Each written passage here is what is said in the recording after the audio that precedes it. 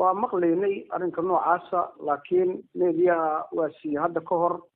xildhibaano aniga uma aqoonsani ragga meeshaas jooga waana la arki doonaa inaanay xildhibaano ahayn maxaa jira waxa ay sameeyeen waxa loo baahan yahay siday u shaqayn laheedaa loo baahan yahay xildhibaano la aqoonsan yahay ma aha waa fawdo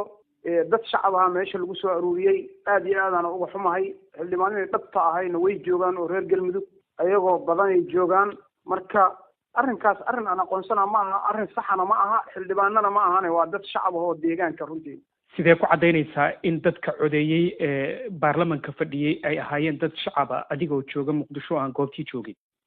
runtii waxaad arki doontaan oo caddayn doonto markaati ma doonto noqon doonta xildhibaano meesha jooga oo galmudug ah ayaa ka hadli doona gobolladana jooga dhuusamareeb naftirkeedana jooga muqdishona jooga ayaa ka hadli doona sida ay yihiin bal hadalkayga inuu sax yahay in kale midda kale raggii aan lagu heshiinin oo sidbursiga ahayd oo la qorayay waktigii dhawaayey meediyaha iyo adduunka iyo national community iyo dowladda federaalka intaba way ka warhayaan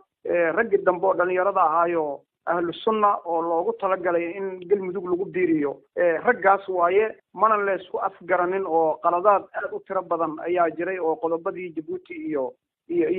heshiiskii beelaha dhulkaas dega ay ku heshiiyeen ayaa la baal maray marka sidaa darteed lama aqoonsan dabcan waa raggii iyo shacab kaleeto laysku soo daray waayo kulanka waxaa fadhiyey oo guddoominayay guddoomiye ku-xigeenkaagii koowaad xareed cali xareed sidoo kale waxaa joogay guddoomiye ku-xigeenkii labaad waxaana uu guddoomiye ku-xigeenku sheegay in guddi doorasho la qaban doono oo kursigaaga loo tartami doono marka mustaqbalkaagu muxuu yahay